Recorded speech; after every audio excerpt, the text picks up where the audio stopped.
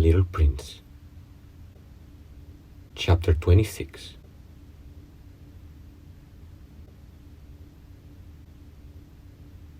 Ah, Little Prince, dear Little Prince, I love to hear that laughter.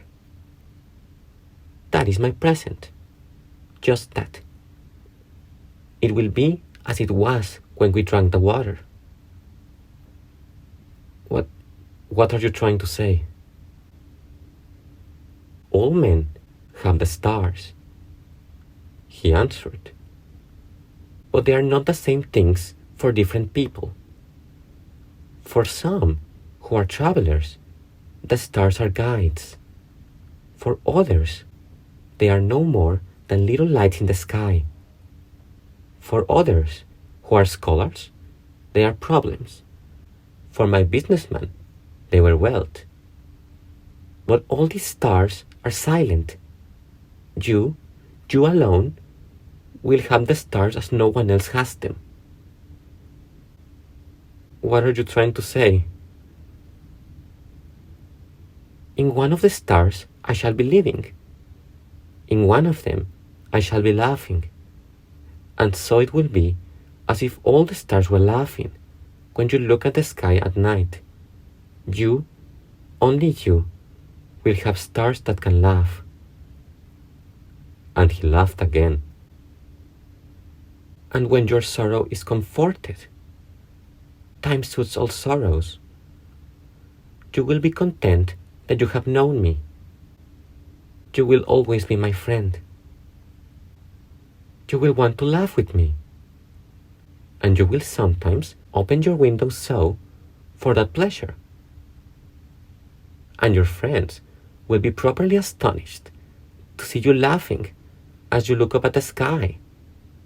Then you will say to them, yes, the stars always make me laugh. And they will think you're crazy. It will be a very shabby trick that I shall have played on you. And he laughed again. It will be as if, in place of the stars, I had given you a great number of little bells that knew how to laugh. And he laughed again. Then he quickly became serious.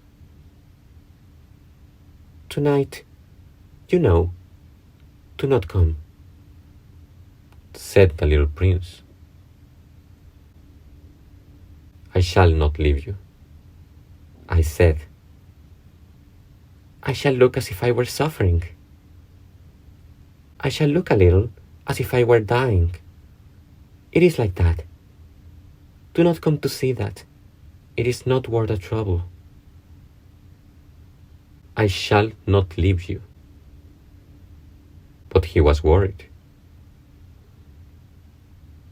I tell you, it is also because of the snake. He must not bite you. Snakes, they are malicious creatures. This one might bite you just for fun. I shall not leave you. But a thought came to reassure him. It is true that they have no more poison for a second bite. That night, I did not see him set out on his way. He got away from me without making a sound.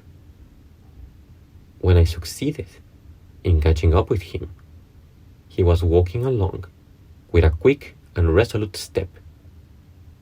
He said to me merely, "Ah, you are there." And he took me by the hand, but he was still worrying. It was wrong for you to come. You will suffer. I shall look as if I were dead. And that will not be true. I said nothing. Do you understand? It is too far. I cannot carry this body with me. It is too heavy. I said nothing. But it will be like an old abandoned shell. There is nothing sad about old shells. I said nothing. He was a little discouraged, but he made one more effort. You know, it will be very nice. I too shall look at the stars. All the stars will be wells with a rusty pulley. All the stars will pour out fresh water for me to drink. I said nothing. That will be so amusing.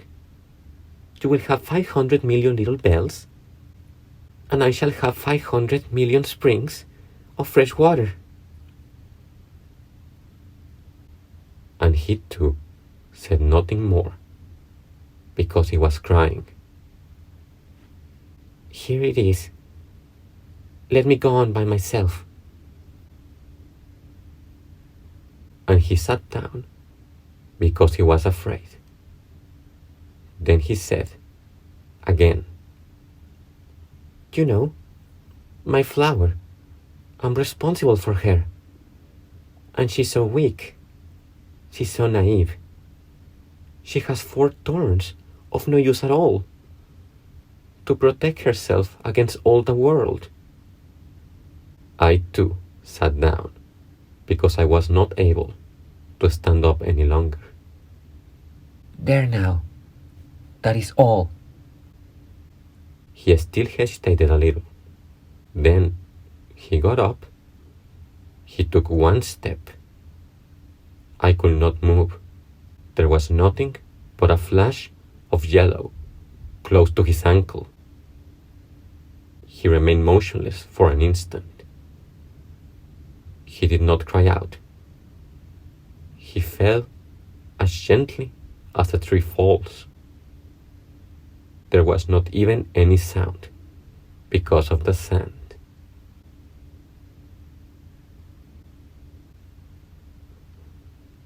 Thanks for listening.